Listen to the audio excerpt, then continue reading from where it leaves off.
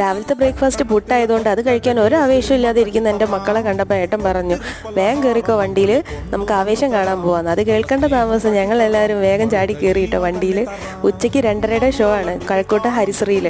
അപ്പോൾ അവിടെ പോയിട്ടുണ്ടെങ്കിൽ പോപ്കോൺ കച്ചറ ഉണ്ടാക്കുന്ന അറിയുന്ന ഏട്ടൻ എന്ത് ചെയ്തു, വഴിയിൽ വണ്ടി നിർത്തിയിട്ട് സ്നാക്സ് വാങ്ങാൻ കയറി.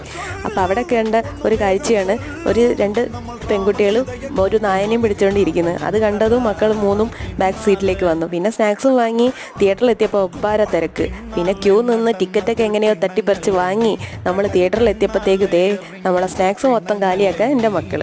അങ്ങനെ തുടങ്ങുന്നതിൻ്റെ മുമ്പ് തന്നെ സ്നാക്സ് പകുതി മുക്കാൽ 3 പേരും കൂടെ തീർത്തു കേട്ടോ.